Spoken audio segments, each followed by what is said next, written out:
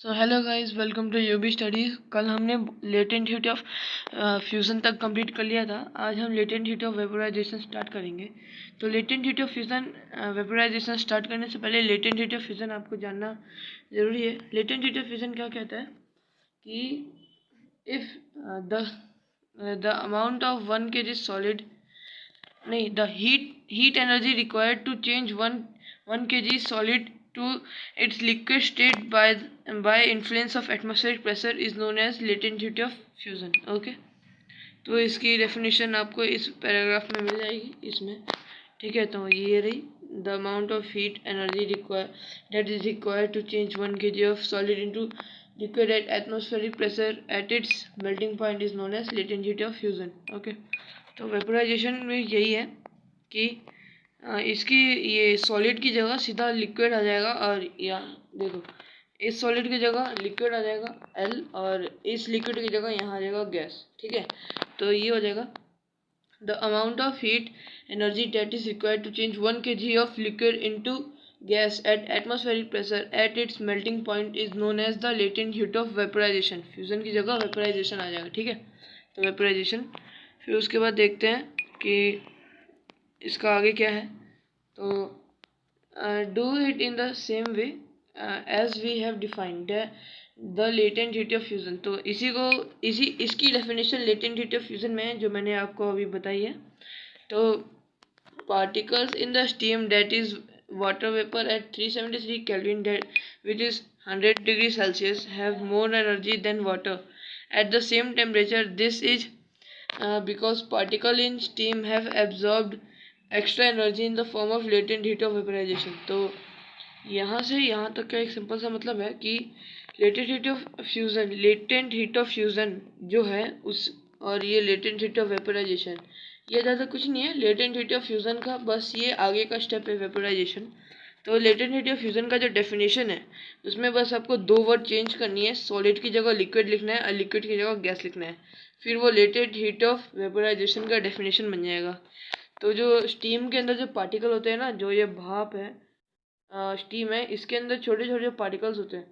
तो ये ज़्यादा कुछ नहीं है, वाटर वेपर है जो 373 केल्विन या फिर 100 डिग्री सेल्सियस पे बॉइल्ड हो रखे हैं, और इनके पास एज़ कम्पेयर टू लिक्विड बहुत ज़्यादा एनर्जी है। तो ये जैसे कि हमने सॉलिड में देखा था, अगर ज़्यादा एनर्जी है तो वो सीधा बाहर की तरफ आने लगते हैं ना, या फिर कंडेंस अंदर की तरफ आने लग जाएंगे, तो बाहर का प्रेशर अंदर ढकेलने लग जाएगा उस ऑब्जेक्ट को, तो उसी से वो मेल्ट होगा सॉलिड। फिर लिक्विड में क्या होगा कि अगर लिक्विड ये है और इसको ओवरहीट कर देते हैं 373 केल्विन के आसपास, तो क्या होगा, इसके पार्टिकल्स उनके पास एक्स्ट्रा एनर्जी आ जाएगी। अब ये सस्पेंड हो जाएंगे, अब फ्रीली हो जाएंगे, तो ये आगे बाहर निकलने की कोशिश करेंगे, तो इसी दौरान ये भाप वाटर वेपर्स में बदल जाएंगे। ठीक है, तो इसके बाद देखते हैं This is because particles in steam have absorbed extra energy in the form of latent heat of evaporation.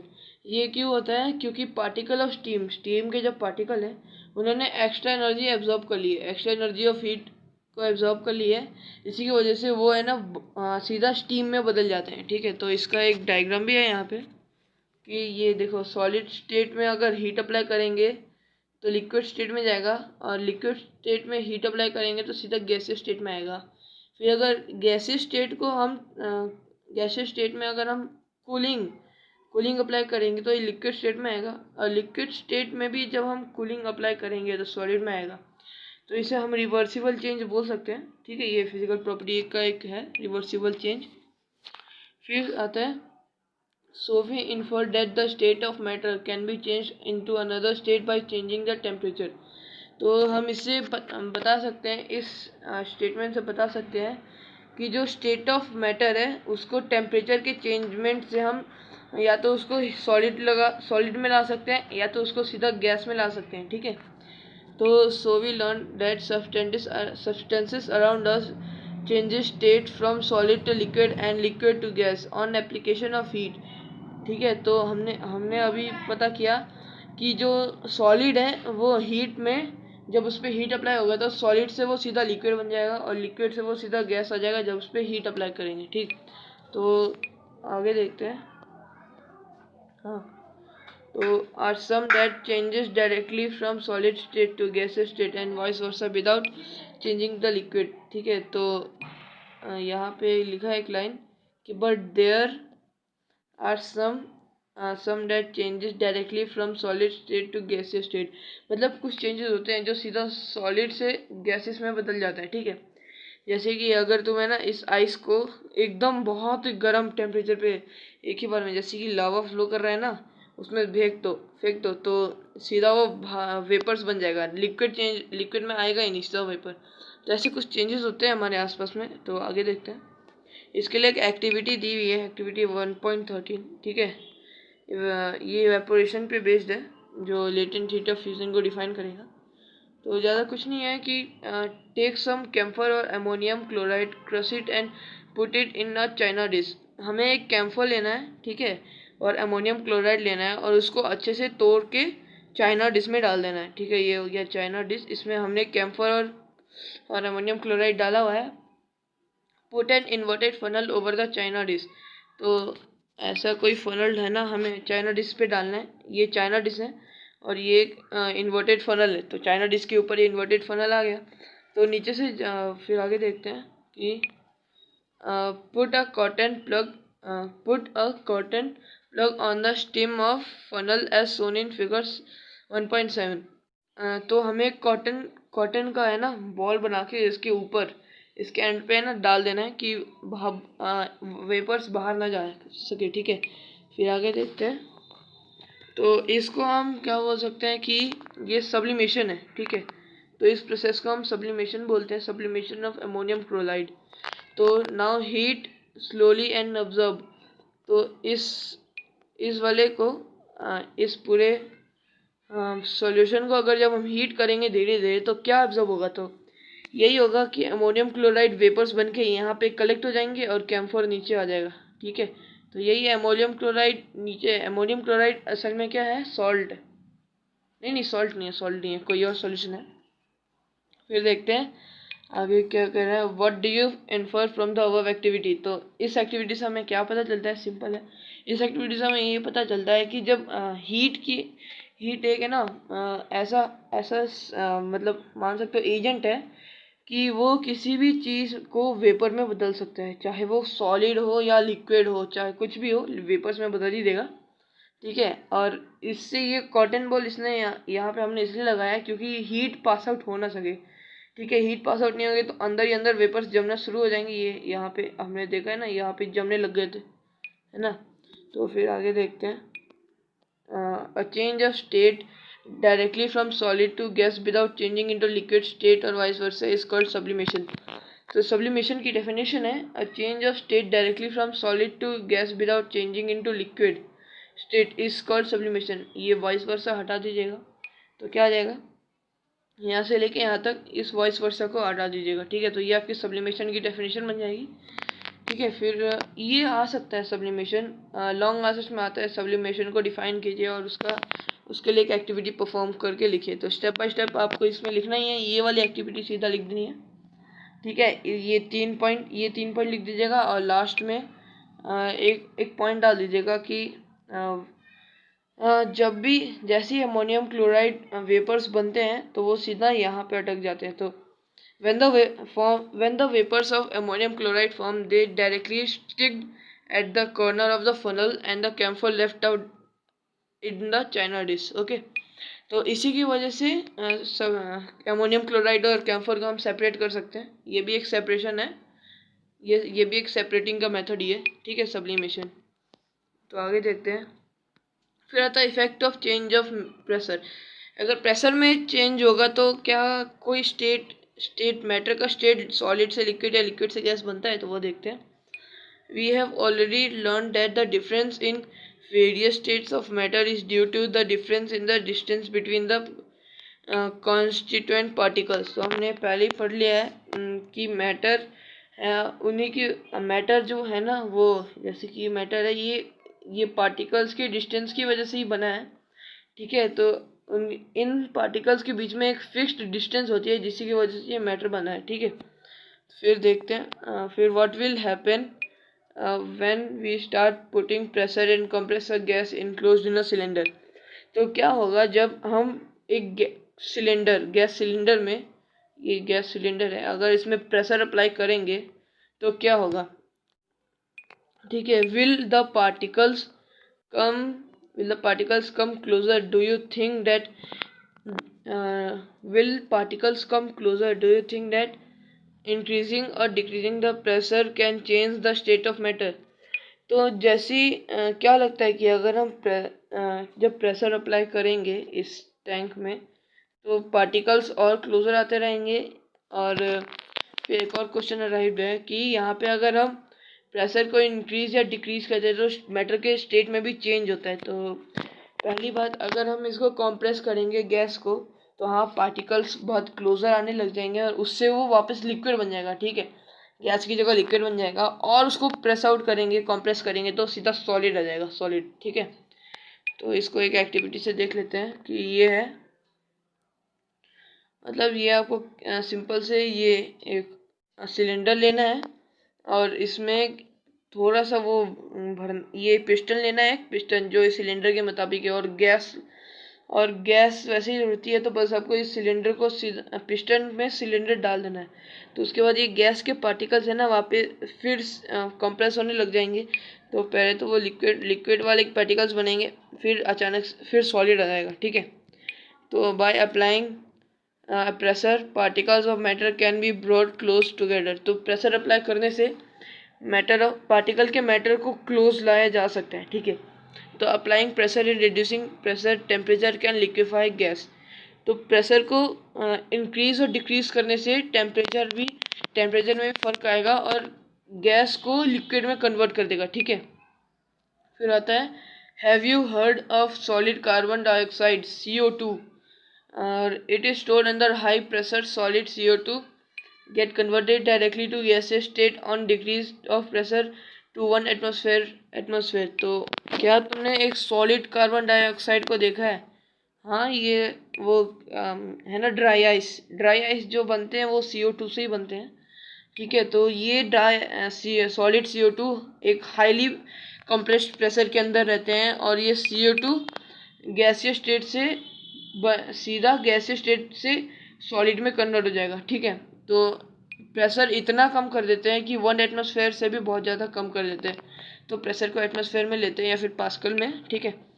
तो without coming into liquid state, this is the reason that solid carbon is also known as dry ice. तो CO2 जो solid carbon है वो dry ice ही है, ठीक है, और कुछ नहीं है। सॉलिड कार्बन अगर पूछ लेना what is the another name of solid carbon, तो आंसर लिख देना सीधा ड्राई आइस, ठीक है। फिर आगे देखते हैं, does we can say that pressure and temperature determine the state of a substance whether it will be solid, liquid और गैस।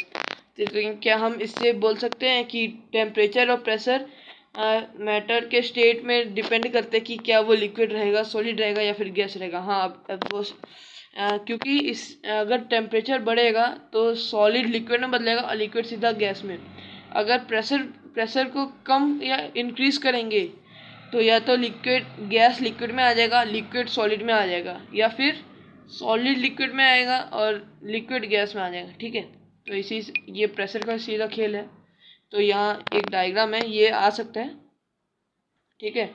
तो ये डायग्राम है सीधा interconversion of 3 state of matter. तो अगर हम लिक्विड और सॉलिड को पहले तो सॉलिडिफिकेशन से लिक्विड सॉलिड में आएगा और फ्यूजन से लेटेंट हीट ऑफ फ्यूजन जो हमने पढ़ा था ना, the amount of heat energy required to change 1 kg of liquid solid into liquid is in the atmospheric pressure is known as latent heat of fusion. तो ये fusion से सीधा liquid में बदल जाएगा।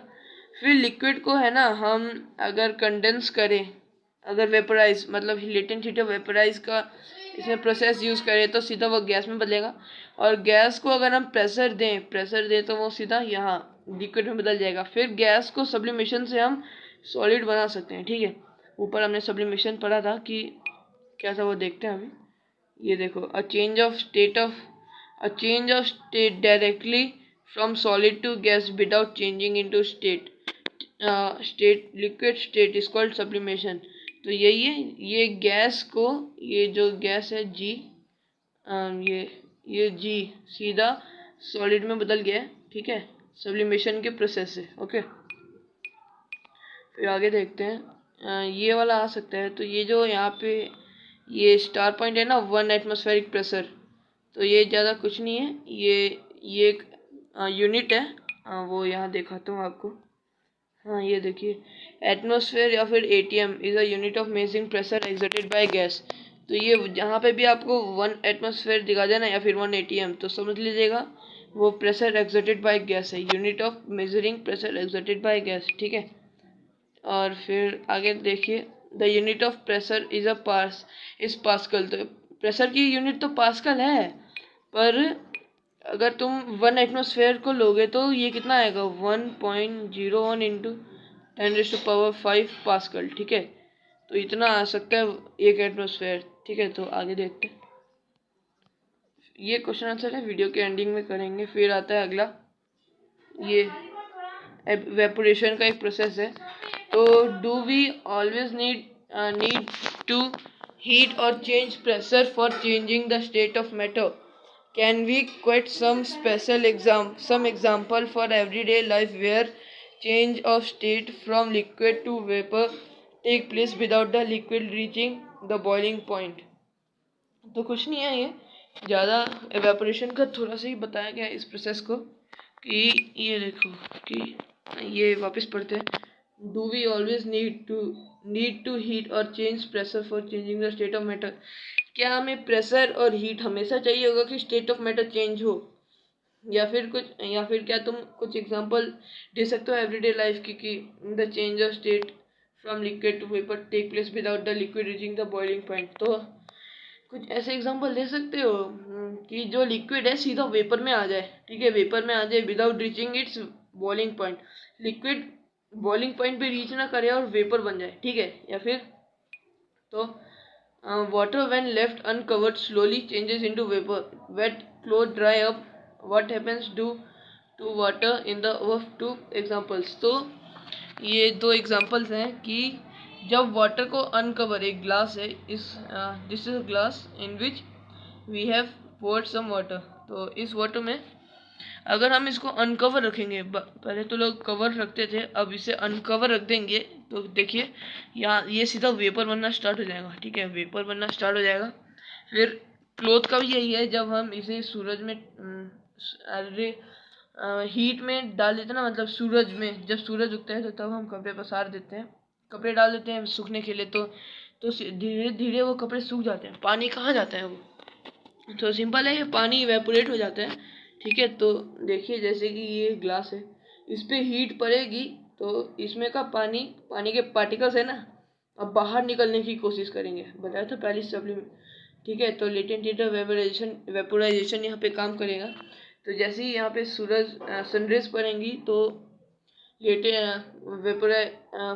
वाटर पार्टिकल्स है ना, वाटर पार्टिकल्स बाहर की ओर निकलने की कोशिश करेंगे, ठीक है।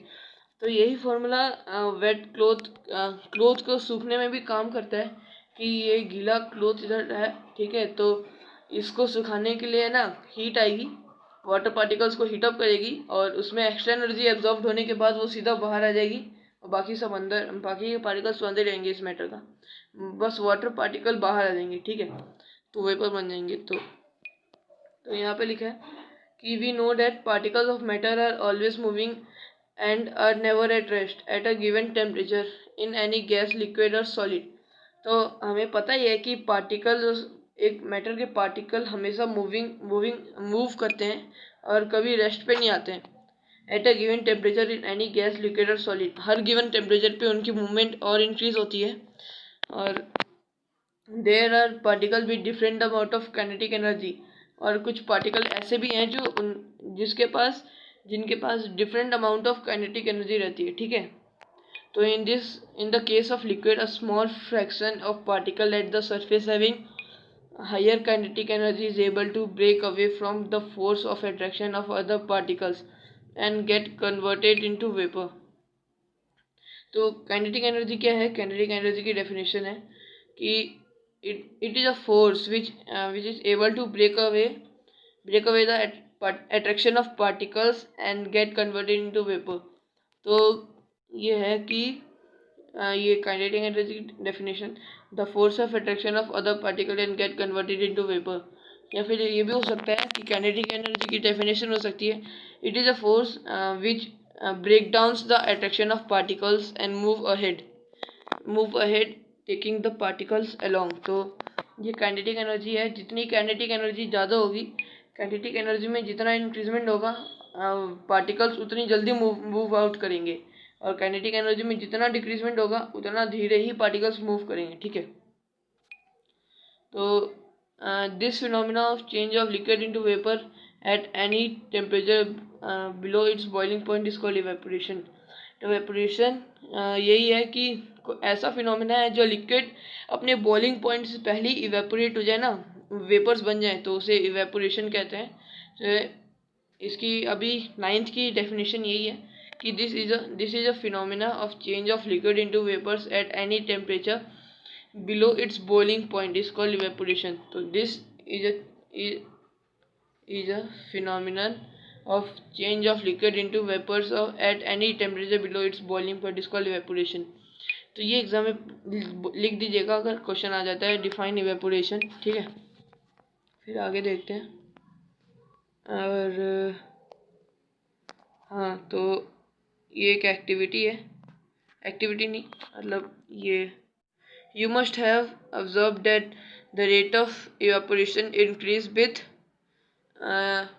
रेट ऑफ इवेपोरेशन इंक्रीज होती है and we and increase of surface area. जैसे ही सरफेस एरिया इंक्रीज होगा, जैसे कि छोटा सा सरफेस एरिया तो यहाँ पे इवेपोरेशन कम होगा, और अगर बड़ा सरफेस एरिया है तो यहाँ पे इवेपोरेशन जल्दी जल्दी होगा। ठीक है, फिर देखते हैं। We know that evaporation is a surface phenomena, if the surface area is increase the rate of evaporation increase.